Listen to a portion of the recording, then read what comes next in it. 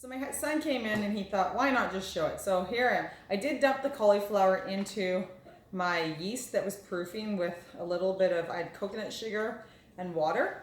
I don't steam my cauliflower because usually I am in a bit of a rush.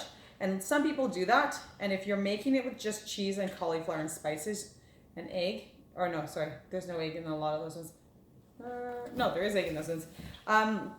Then you do need to steam it, but because I use some flour in mine too, because I'm not trying to make it grain free or paleo. I'm just trying to make it a little bit healthier.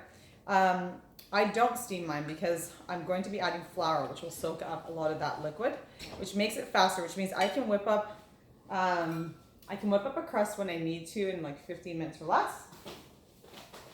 I don't burn my fingers, so I already have yeast in here. Oh, I put also some garlic plus in there just for flavor. And I'm going to put in some flour. I don't measure because I don't like to take the time to, but I am going to make this more dough-like than a lot of my gluten-free flours are gluten-free pizza doughs usually are, because there is going to be liquid that comes from my cauliflower. And I will shorten this video, but I'll have a longer version so that if you want to watch the whole one, I can link you to that. And if you want to watch the shorter one, you can watch the shorter one, just where I'm showing the Pampered Chef tools. So the other thing I usually add is a little bit of salt into mine. I haven't added that yet. But usually if I'm doing a gluten-free pizza dough, it's kind of more like muffin batter for my thickness. And this one I'm going to make it a little thicker than that. Just because I know that I'm going to lose liquid from my cauliflower. And the other thing I do is I add an egg. Sometimes two. We'll add two today. Sometimes I like my crust puffier. If I don't want a puffy crust, I won't even add any eggs. But today I'm going to add 2 eggs and that'll make it runny. But first I like to make it a little bit thicker. So you can see it's a little bit thicker than muffin batter, not lots thicker, but a little bit thicker. And if I was making it real pizza dough, I'd make it totally different. But since that's not an option for me, I'll make it this way. And then I like to add 2 eggs. Eggs really do help bind when you're missing the gluten that you would otherwise have.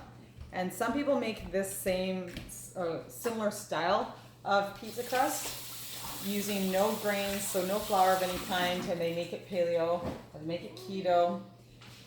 And they add a lot of cheese. Because my daughter and husband don't tolerate cheese, or don't tolerate dairy great, I can't do it that way. But it is a really great way to make your cauliflower pizza. But it also does involve that extra step of having to steam your cauliflower, for which I don't usually want to do. Otherwise you have to start it a lot earlier in the day if you don't want to burn your fingers. So there's my dough, and I'm going to just get my pans here.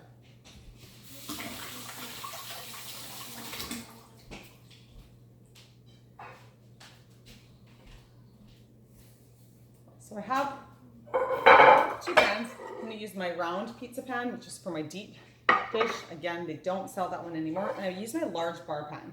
I've got a little bit of staining there, but this is my new one, so I'm still trying to season it. Staining is totally not a problem. I also have to go find, hold on.